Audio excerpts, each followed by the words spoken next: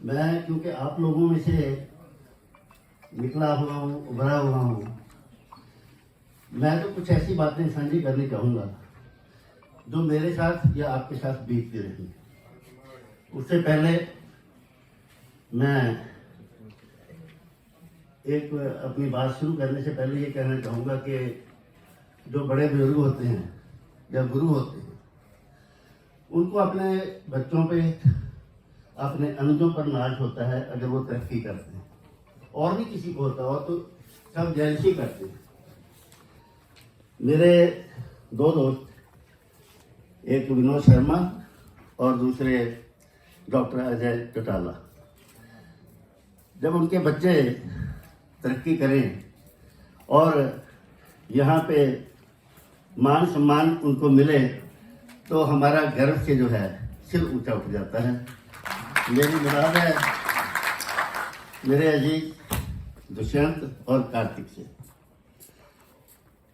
उनको मैं पॉलिटिशियन कह के संबोधित कर ही नहीं सकता क्योंकि मेरे परिवार के सदस्य हैं और जैसा कि यहाँ कहा गया कि वो पत्रकारिता से ही संबंधित हैं, इसलिए आज का जो एक कार्यक्रम जो है इसमें मैं नहीं समझता कोई पत्रकार के अलावा कोई और है। यहाँ सतनाम सिंह जी, रेड्डी जी, जम्मू जी और बलवंत अक्षर बराड़ साहब। देखिए, पत्रकारिता के बारे में, इसके इतिहास के बारे में बड़ा कुछ कहा जा चुका है, लेकिन मैं उस गहराई में नहीं जाता। मैं सबसे पहले तो मुबारकबाद और हार्दिक अभिनंदन और स्वागत करता हूँ दुष्यंत जी का, जिनकी सरकार ने अभी हाल ही में जो ओल्ड एज पेंशन है उसको 10,000 से बढ़ाकर 15,000 किया। तो ये हमारे लिए बहुत ही गर्व की बात है और हमें यह भी पता चला है कि इसमें भूमिका जो है दुष्यंत जी की काफ़ी रही है। जब कैबिनेट की मीटिंग हुई उससे पहले राम सिंह बराड़ जी की बात भी हुई उनसे, मेरे को जैसे बता रहे थे। तो जब उसके बाद कैबिनेट की मीटिंग खत्म हुई तो दुष्यंत जी ने बराड़ साहब को फिर अपने बलवंत जी को फ़ोन करके ये बताया कि आपका जो काम था वो हो चुका है। खैर दोस्तों, देखो यहाँ विज्ञापन की बात की गई है। यहाँ पे जो चुनौतियाँ हैं पत्रकारिता की उसकी बात की गई। उसमें मैं ये कहना चाहूँगा कि विज्ञापन जो है वो तो एक तरह से प्राणवायु है पत्रकारिता की, और आज के हालात में जो है हमें सबको इसमें योगदान करना है ही बहुत ज़रूरी है। ये ठीक है, सरकारों का जो दायित्व है उसमें कुछ कमियां, कुछ त्रुटियां रह जाती हैं। हम उम्मीद करेंगे उनमें ज़रूर सुधार होगा। मैं उस ज़्यादा जो बात है उससे ज़्यादा उसको विवरण ज़्यादा देना नहीं चाहता।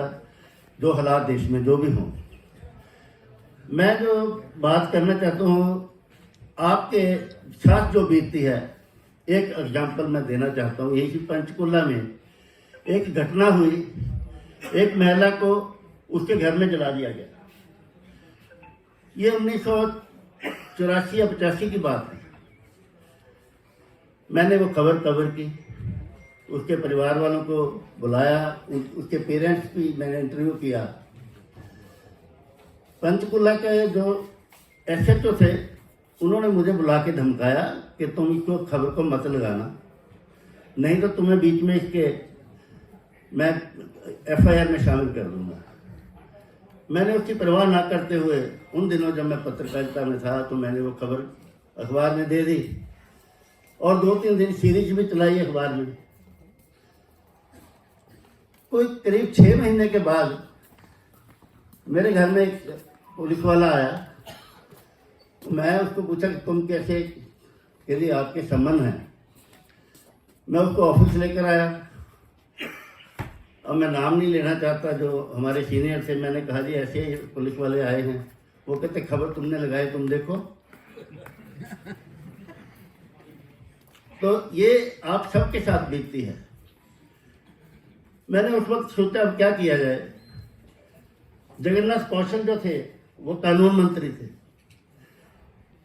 हमारे पटियाला से संबंधित है, तो मेरे वैसे भी उनसे रिलेशन थे। मैं गया, कहते हाँ कैसे आए।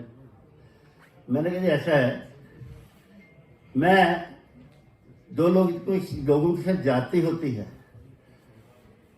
उसकी खबर देता हूँ, और आपका कानून मुझे उससे जाति जो मैं जिसके खिलाफ हुई है, मैं जाति करने वाले के पक्ष में हूँ, तो मेरा मुंह बंद करने के लिए आपके ये समन आते हैं। उन्होंने उसी वक्त सेक्रेटरीट में फ़ोन किया एक सीनियर ऑफिसर को, और मुझे बोले कि आप अम्बाला चले जाओ। अम्बाला मिस्टर नरवाल जो चंडीगढ़ में भी रहे हैं, नरवाल बहुत से पुराने लोग जानते हैं, नलिन जी बैठे हैं। नरवाल अम्बाला के एसपी थे। मैं नरवाल के पास चला गया। मैंने कहा जी, वो बड़े कुछ मेरे को जानते भी थे, तो मैंने कहा जी ऐसे सम्मन आए हैं। उसी वक्त कोइंसिडेंस के जिस जज के सम्मन थे अम्बाला से, क्योंकि पंचकुला अम्बाला में ही उस वक्त था, तो वो जज का फोन आया, उनको गाड़ी चाहिए थी जज साहब को। तो नरवाल साहब कहते हैं जी गाड़ी अभी भेज देता हूँ मैं। एक और बात है कि ऐसे ऐसे कौशल साहब बैठे, इनकी पेशी लगी हुई है 9 तारीख को।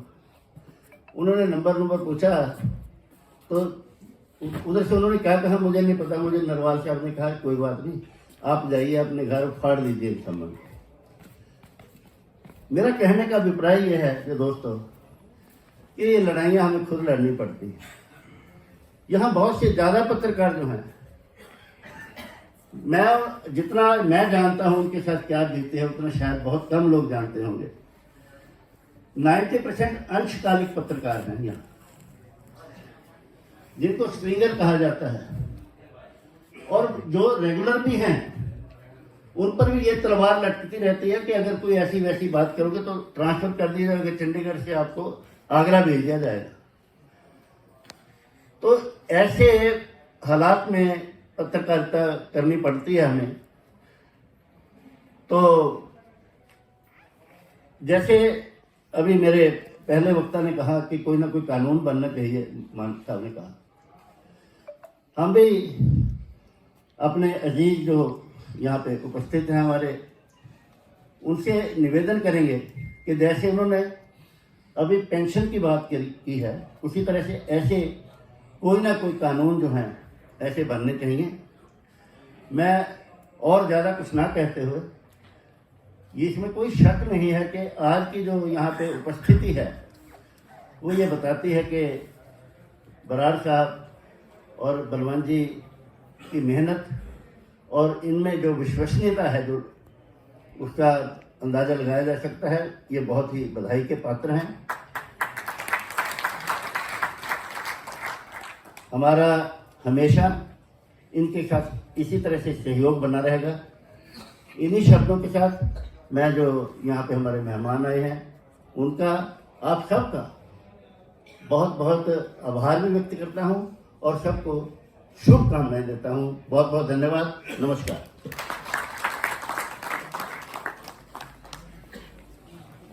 बहुत बहुत धन्यवाद कौशल जी, आपने हमें आशीर्वाद के वचन दिए, आशीर्वाद दिया, प्यार दिया।